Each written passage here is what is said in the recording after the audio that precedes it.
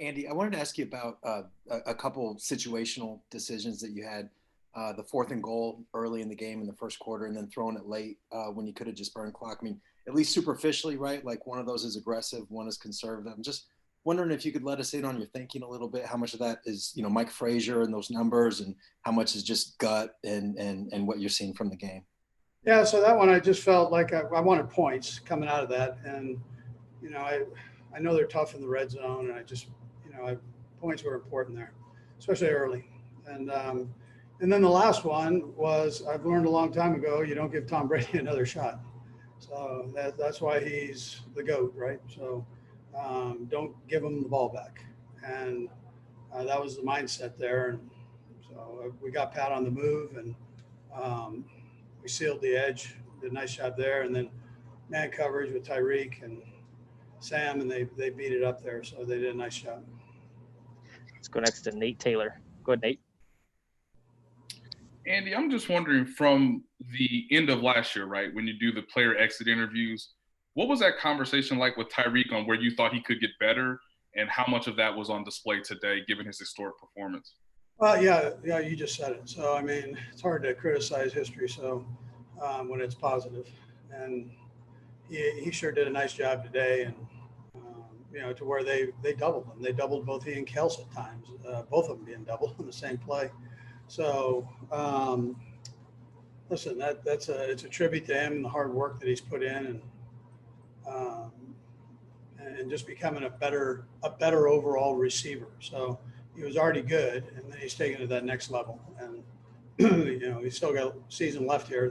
He's got to keep rolling and getting more opportunities to even be better than he was tonight. But he sure did a nice job, and it was good to get Sammy back through this game. I thought that was important for us as we rolled and keep all those guys healthy.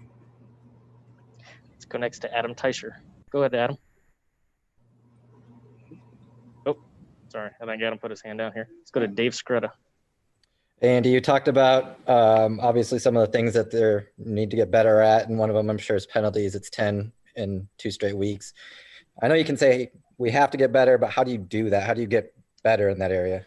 Well, it was later in the game. So is it because you're trying to make a play, you're grabbing a little cloth on the offensive line? I mean, those were big plays that we took back off and went backwards on. So do we need to move our feet more? Do we, whatever it might be, we'll go through and analyze those and make sure that the guys learn from them and get better. I don't think it's an effort problem at all. I mean, it's probably too much of an effort. And so you can when you need to back guys down on that, then that's a good thing. And then I think, with 55 hitting the quarterback there, I'm glad he was getting there. And I question. Well, I mean, we'll see. We'll see how the first one sure didn't look like it wasn't but a scrape. And so I'm just glad he's working like crazy to get home and get to the quarterback, and we'll clean up the other part. Let's go next to Adam Teicher. Go ahead, Adam. Hey, Andy, regarding Tyreek's big day, was it just a case of you guys finding a matchup you really liked there, that one-on-one matchup, or was there more that went into that tonight? Well, I mean, we feel like he's a pretty good matchup anywhere. I mean, with anybody. So he's strong and quick and fast, and he can catch. So the quarterback trusts him. Now, I'm not going to tell you they were banged up a little bit at the corner position, so I'm not sure that helped Bruce at all. But I mean, listen, I would put him against anybody. I mean, he's been doing this all year. Let's go next to Pete Sweeney. Go, Pete. Hey, Coach, congratulations on the win. With Tyreek Hill, how have you seen day-to-day maybe the dissatisfaction of just being first a running back, then a returner, now a receiver, pay off to being able to have a day like this where he's beating coverage, high pointing, so on and so forth, and really become this receiver in the NFL? I see how hard he works, so I'm very excited for him learning the position. So that goes from how do you handle your body for a long season, try to limit the injuries, the little small injuries, or be able to fight through the smaller ones. And and then how do you get your quarterback the trust early in the week to know that you're going to be there for him?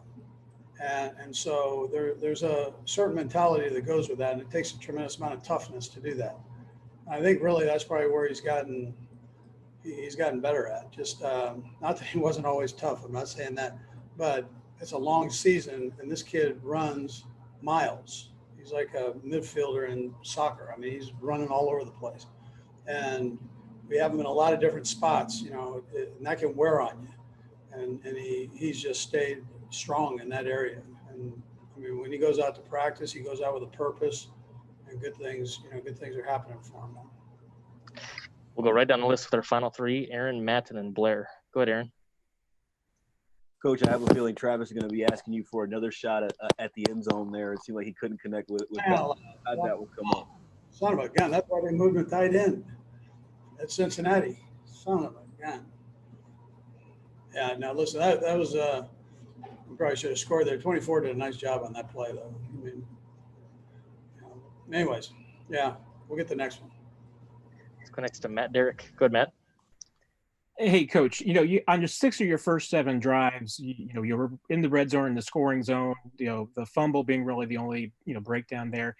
Is there, a grading on a curve that you have to, tell yourself that, you walk out of this game and the offense is that efficient, but then, you go 3 drives without a touchdown and all of a sudden fans and maybe outsiders are like, oh, well, there's problems. But yet at the same time, this team seems to be getting it done when it needs to.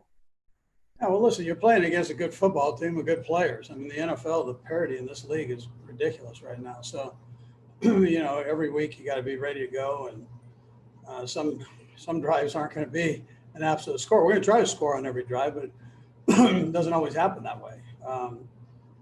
So you figure out, that's why we coach and we go back and we study the tape and say, well, how can we do it better the next time? What do we need to do to fix whatever problems there are and get better? And then we ask the players to do the same thing. But heck, we want to score you're right. We want to score every drive. It just, sometimes that other team plays pretty good on those drives. Go last to Blair Kirchhoff. Go ahead, Blair. Hey, Andy, just wanted to get a word on the defense. They had some 3 and outs early, had the 2 interceptions in the third quarter, and just seemed like they were motivated this week. I thought the defense did a great job in the second half, man, just putting it down, the 2 picks and our 2 turnovers and an opportunity for us to offensively take over and go. And the offense, we weren't able to get that thing going.